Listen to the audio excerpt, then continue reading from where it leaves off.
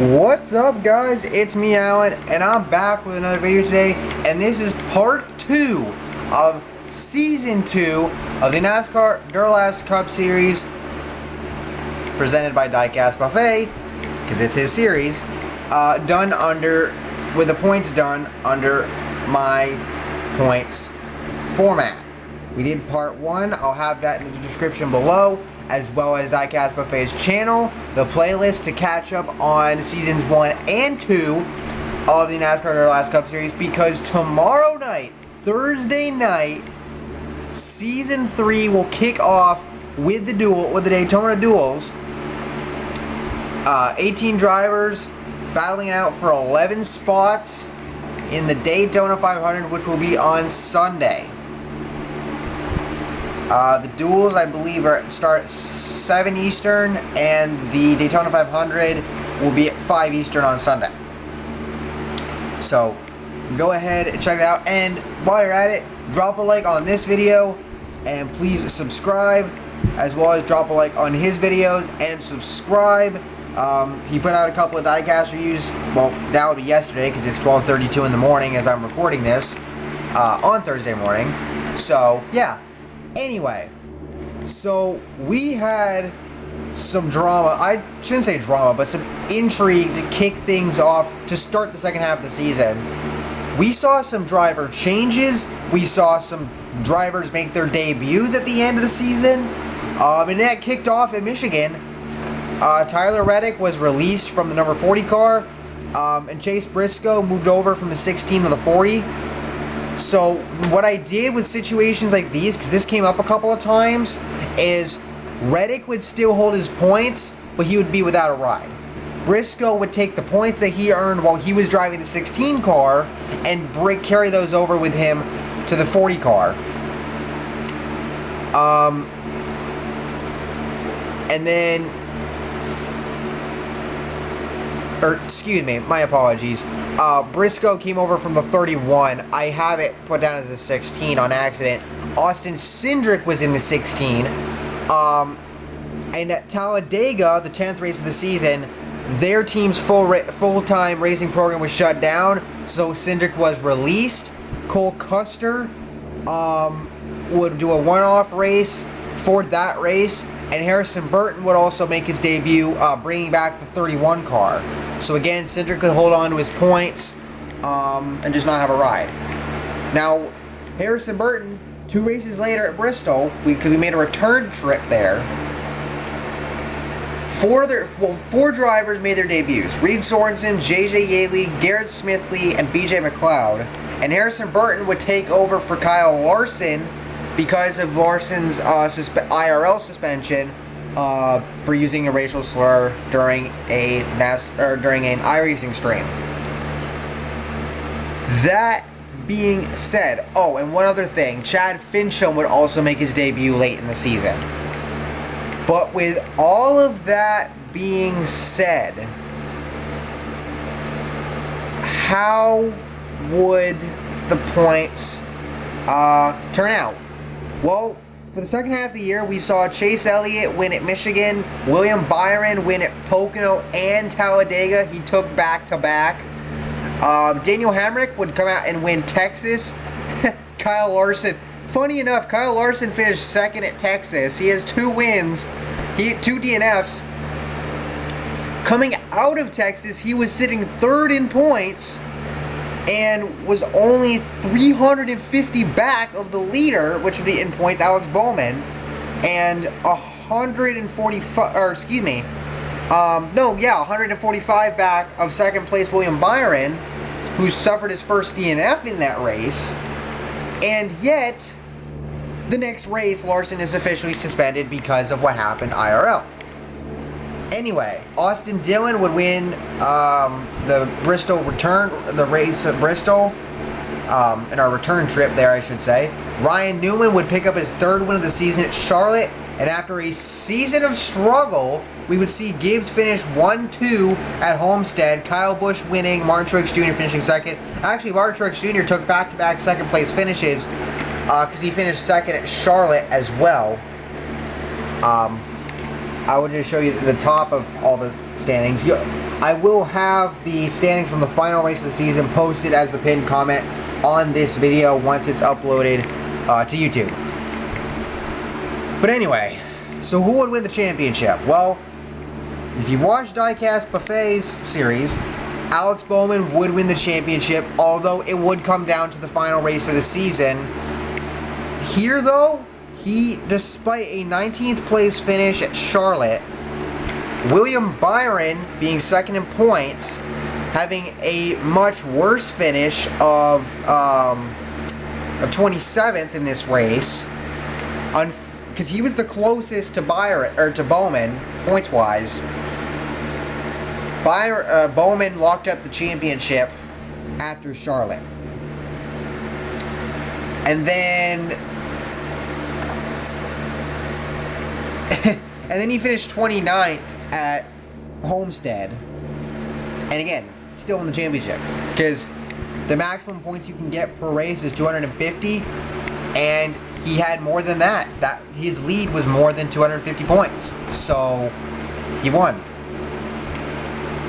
Which, it sucks to say the least, for the reason being that, again, Byron was the closest to Bowman. And the thing is, Byron, he wins back-to-back at Pocono and Dega, and then he takes back-to-back DNFs at Texas and Bristol. And Bristol, Texas, he got taken out. Bristol, he just spun out. He somehow got turned around, never came off the racetrack or anything, but he ended up backwards going towards turn 1 at the end of his lap. And that's what took him out. And right there was the nail in the coffin. He could have won Charlotte and potentially given himself a long shot chance to win at Homestead, to win the championship at Homestead. He would probably have to win back-to-back, and Bowman would have to DNF. But it just was not meant to be. And that's another thing. All season long, aside from the final 2 races at Charlotte and Homestead, excuse me, Bowman never finished outside the top 15 for 12 out of 14 races. That is insane consistency. And I mentioned how Newman had 3 wins, Martin Truex Jr. had 2. They should be competing for the championship, right? Wrong. Newman had 5 DNFs, MTJ had 6, and let me bring this up as well. There were 3 guys that failed to DNF all year. I shouldn't say failed. They just never DNF'd. Bowman, Matt DiBenedetto, and Paul Menard. So again, consistency. But there again, DiBenedetto had a lot of mediocre runs this year, and Menard, he had some great runs and he had some mediocre runs. Bowman was consistent as hell, finishing top 15 every single race up until the last 2. But again, at that point, he had the championship locked up at Charlotte, after Charlotte. So, DNFs matter under this points format. I mean, they matter regardless, but they vastly matter under this format. Because, and then, aside from that, the late additions that I mentioned, Sorensen, Yaley, Smithley, McLeod, Fincham, and then the likes of guys like Dominic Konareski, who he finished 6th at Texas and then 7th at Bristol, the second race. Harrison Burton took a 6th place finish at Charlotte. Chase Briscoe was finished 9th at Texas. Garrett Smithley in his debut race in the series took 9th at Bristol too. And then Konareski finished 7th at Homestead. Burton finished 3rd. Harrison Burton in his debut finished 9th at Talladega. Hell, Cole Custer in his one-off race finished 11th at Dega. Konareski took a 10th place finish.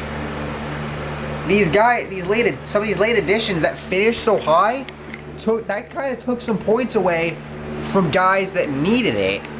Like, for example, you know, David Reagan had finished 8th at Texas. Well, again, Conor Reski finished 6th. Bowman finished 4th in that race. So, you take... I mean, it wouldn't have mattered because it would have been one spot. You know, but again, still, points matter here. You know, it's... The gaps could have changed one way or the other. But again, like I said, Alex Bowman, the big winner. He wins the championship. One other thing I'm going to mention, you'll see this in the standings. If you watch the first half video, Danica Patrick, she was doing really well in the points. She fell off in the second half. She had like 5 DNFs by the end of the season, whereas I think she only had 1 in the first half of the year. So, like 4 DNFs in the second half knocked her so far back in points. It was insane. Plus a mediocre run or 2 in there. But the biggest things, though, again, Kyle Busch, a season of struggles, and he ends it on a high note with his first Duralast Cup Series winning at Homestead. MTJ, his teammate, he struggled a lot this year, even with the 2 wins, you know, the 6 DNFs.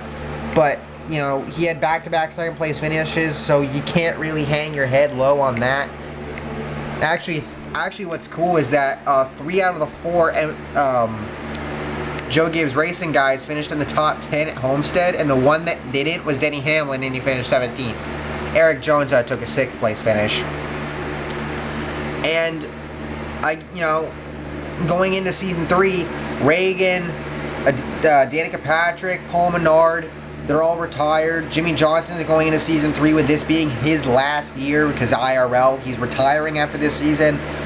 And that's a big thing to watch for in the duels tonight. Is he may not make the Daytona 500. He's in the duels and he has to race his way in. You know, it sucks for a 7-time champion, but that's what he's got to do. So it's gonna be really interesting to see what happens. I can't wait to see what happens this season. I really can't make any predictions. I really can't. I want to so bad, but I can't. The one thing I do hope for is that Jimmy Johnson wins, and that Gibbs and Penske and Hendrick, for the most part, can get their crap together and rebound from what was a hellish season 2. Because again, Penske struggled with Keselowski and Blaney. Logano was the only one that really did much of anything, and even he struggled at times. For Joe Gibbs Racing, Hamlin was really the only one that didn't struggle. Jones didn't DNF for most of the year, then kind of fell back because of a DNF. You know, again, Martin Truex Jr.'s 2 wins do not tell the whole story. And then with Hendrick, again, Bowman, it was all Bowman and Byron. Elliott, he did get a win, but he struggled most of the year. And Johnson struggled all year long with mediocre ass runs. So, yeah. It's going to be interesting to say the least. And I hope y'all go check it out. So, like I said, drop a like on this video. Subscribe. I've got diecast reviews coming out. I got a bunch of those to do. Drop a like on Diecastbuffet's videos. Go subscribe to his channel. He's almost at 2K subs. He's, I believe, at 1.94K subs right now. Go subscribe, please. And I cannot wait to see how Season 3 goes. Daytona Duels tonight, 7 p.m. Eastern. And then the Daytona 500, 5 o'clock Eastern on Sunday. See you then.